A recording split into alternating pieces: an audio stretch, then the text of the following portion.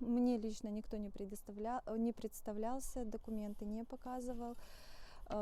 Провели обыск с ним вместе, забрали его и увезли на машине без опознавательных, вообще без номерных знаков в неизвестном направлении.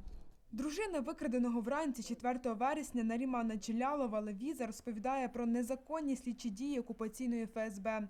Впродовж дня жінка не знала про місце перебування і долю її чоловіка. Подали заявление в Симферопольское РОВД, в прокуратуру зарегистрировали заявление онлайн. Все, Следственный комитет отказался принимать заявления подобного характера. Напередодні, вночі 3 вересня, окупанти викрали ще 4 кримських татар. Про їхнє місце перебування також не повідомляли.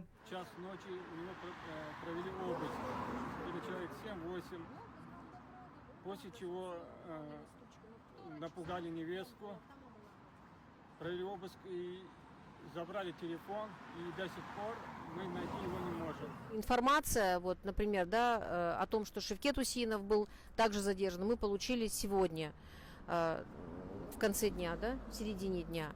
Потом нам поступила другая информация, вот, например, об Ахтемове Асане. Почему? Потому что супруга была лишена возможности связаться с кем-либо, коммуницировать, потому что у нее забрали телефон. Если его задержали и увезли в неизвестном направлении около 12 часов ночи, то только около 10 часов утра нам стало об этом известно. У другій половині дня 4 вересня до будівлі окупаційної ФСБ у Сімферополі прийшли кримські татари, щоб дізнатися про долю затриманих та підтримати родичів. Окупаційна поліція почала затримувати людей. За інформацією Кримської солідарності, окупанти затримали більше 60 людей. В 4:40 были первые задержаны. Да. И вот в 11 отпустили, в 23:00, да, 6 часов людей держали, людей по очереди и в таком строгом режиме водили в туалет. 2 раза мы вызывали скорую. Сотрудник полиции нас в грубой форме выталкивал с отделения полиции и обещал нас с Эмилем пристрелить. Ко всему тому, что происходило утром и сегодня, и вчера, добавились вот эти вот массовые задержания, безосновательные и незаконные. Уже большую часть людей отпустили из отделений полиции, но я думаю, что это был некий финт определенный сотрудников ФСБ, отвлечь внимание людей, которые пришли сюда, выяснить, где же находятся их близкие, родные, друзья, и потихонечку проводить следственные действия, потихонечку аккуратно избрать меру пресечения, і щоб люди об этом не знали.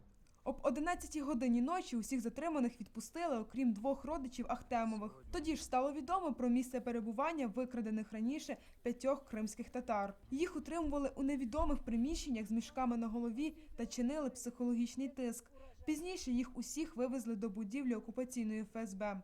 Всех адвокатов по соглашению так и не пустили к нашим доверителям, которые сегодня утром, вчера были задержаны.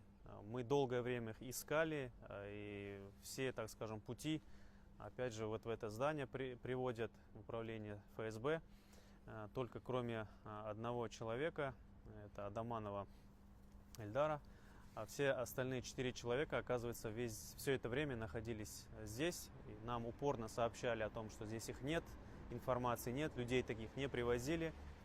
Мы обошли уже все, что можно было. Анастасія Терещук, новини на Суспільному, Крим.